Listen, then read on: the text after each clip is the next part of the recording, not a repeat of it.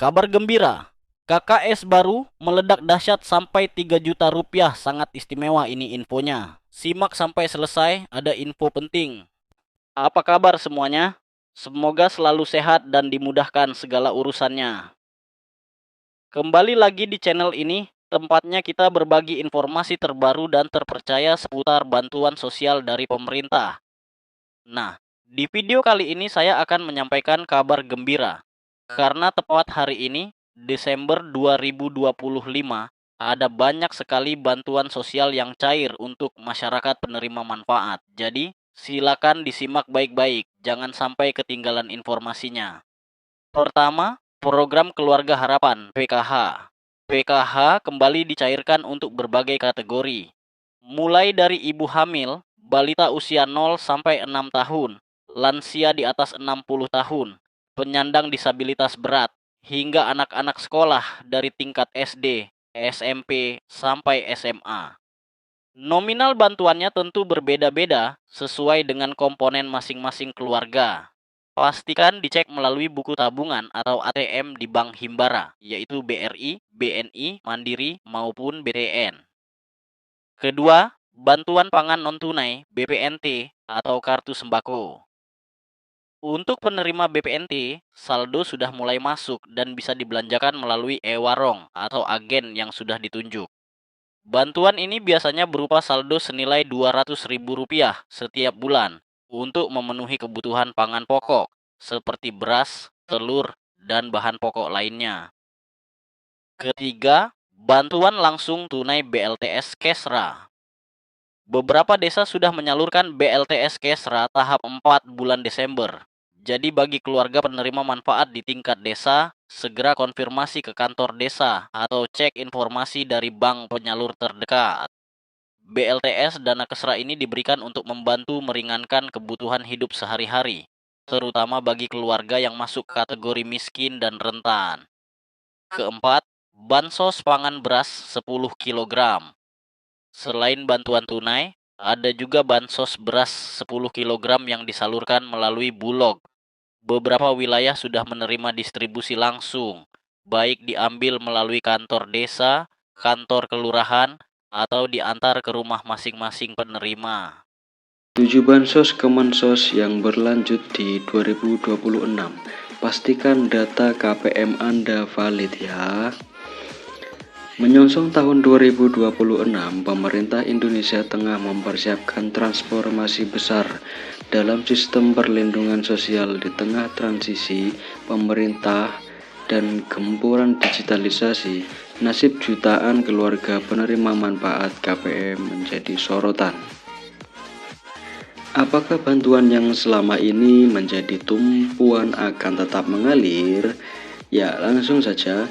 Berdasarkan bedah kebijakan terbaru tahun 2026 membawa kabar gembira sekaligus peringatan. Apa itu? Simak selengkapnya ya. Pemerintah tidak lagi sekedar memberi ikan, tapi mulai serius memberi kail melalui program pemberdayaan.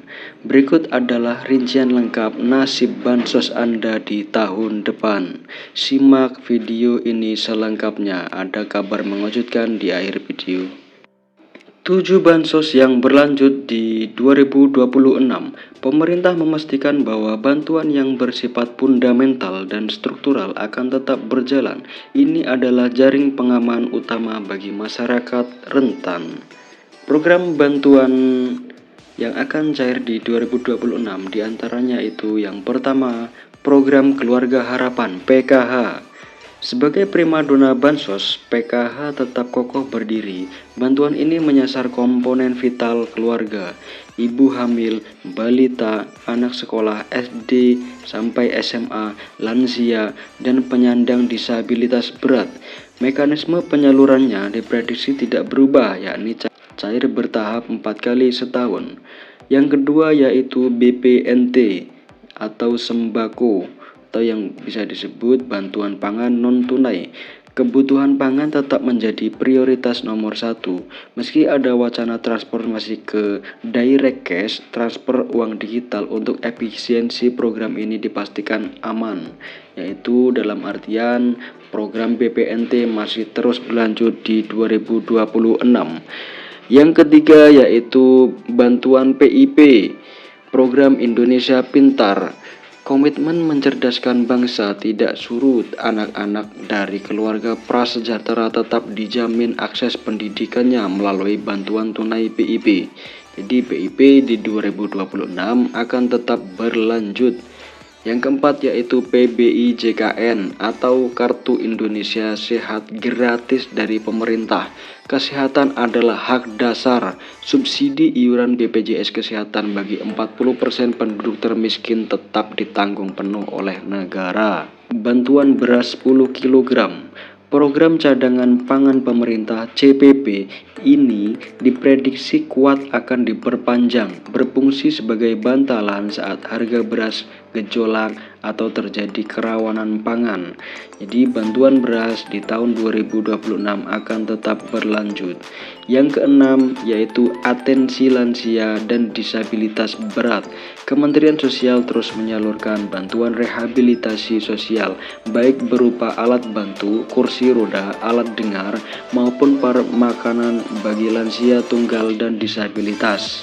Untuk yang ketujuh, bantuan pena pahlawan ekonomi Nusantara. Ini adalah bintang baru bagi KPM usia produktif di bawah 40 sampai 45 tahun yang sudah lama menerima bansos. Pemerintah menawarkan modal usaha hingga 5 juta rupiah. Syaratnya harus siap graduasi atau mundur dari kepesertaan bansos reguler. Setelah usahanya mandiri ya. Jadi nanti akan ada pengembangan apa skill-skill yang bisa dipelajari dan dipraktekkan.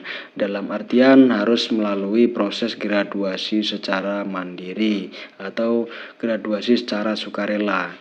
Tidak semua kabar itu manis ya. Ini dia yaitu kabar di tahun 2026 menjadi akhir perjalanan bagi bansos yang sifatnya ad hoc atau sementara. Nah, selanjutnya bansos yang kemungkinan di tahun 2026 tidak akan cair lagi yaitu BLT Kesejahteraan Rakyat atau BLT Kesra. BLT mitigasi bantuan tunai tambahan yang sering cair di momen tertentu seperti saat inflasi tinggi atau El Nino dikabarkan berhenti total per 31 Desember 2025. Sifatnya yang fleksibel dan temporer membuat program ini tidak masuk dalam anggaran rutin jangka panjang 2026. Bantuan subsidi BSU, program yang sempat hits saat pandemi ini juga diprediksi tidak akan muncul kembali seiring dengan pulihnya kondisi ekonomi pasca krisis. Ya, jadi ada beberapa bantuan yang kemungkinan di tahun 2026 tidak akan cair atau tidak rutin cair per bulan sesuai dengan kondisi yang ada di lapangan seperti inflasi tinggi atau El Nino dan lain sebagainya. Ya, lalu isu yang sangat hangat di tahun 2026 yaitu era baru bansos digital dan seleksi alam KPM. Isu paling strategis di tahun 2026 adalah digitalisasi dan validasi ketat. Pemerintah melalui bocoran dari Menko Luhut Binsar Panjaitan merencanakan peluncuran sistem bansos digital berbasis artificial intelligence atau AI. Tujuannya yaitu memberantas hantu bansos alias penerima fiktif, penerima ganda atau salah sasaran. Jadi concern pemerintah sangat concern di situ ya. Seperti penerimanya yang nggak ada atau bansosnya tetap cair, meninggal tetap bansosnya cair, atau penerima ganda atau salah sasaran. Itu pasti menjadi concern agar efisiensi menggunakan artificial intelligence. Apa konsekuensinya bagi KPM? yang ya jadi KPM yang terdeteksi sudah mampu secara ekonomi, memiliki aset, gaji UMR atau di atas UMR dan lain sebagainya, yang intinya mampu akan langsung dinonaktifkan dari DTKS, Data Terpadu Kesejahteraan Sosial. Fokus pemerintah bergeser dari sekedar menyalurkan bantuan menjadi mencetak keluarga yang mandiri secara ekonomi. Saran bagi KPM, jadi simak ya, simak secara sesama dan teliti. Saran bagi KPM, jangan terlena, pastikan data kependudukan Anda, KK, KTP Anda valid ya dan terbaru. Jadi ketika ada perubahan apapun itu disampaikan ke Dispenduk, datanya itu harus yang valid dan terbaru.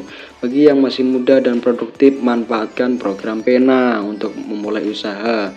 Jadi bantuan itu bukan gaji ya sahabat, sobat bansos semuanya. Jadi jangan terlalu mengandalkan bantuan sosial dari pemerintah. Gunakanlah bantuan sosial itu untuk produktivitas Anda, membantu ekonomi Anda, membantu usaha Anda agar Anda berkembang dan usaha Anda juga berkembang, dan nantinya ekonomi Anda juga berkembang dan stabil. Karena di masa depan bansos tunai murni akan semakin diperketat seleksinya. Jadi tidak semua orang serta-merta gampang untuk menerima bansos ini. Ya, mungkin itu saja pembahasan dari saya. Jika pembahasan saya kurang jelas atau sobat semua ada pertanyaan yang seputar bansos, saya selalu terbuka. Ya mungkin itu saja dari saya. Kurang lebihnya mohon maaf apabila ada kata-kata yang kurang berkenan. Dari saya, wassalamualaikum warahmatullahi wabarakatuh. Salam sejahtera, salam tepat sasaran.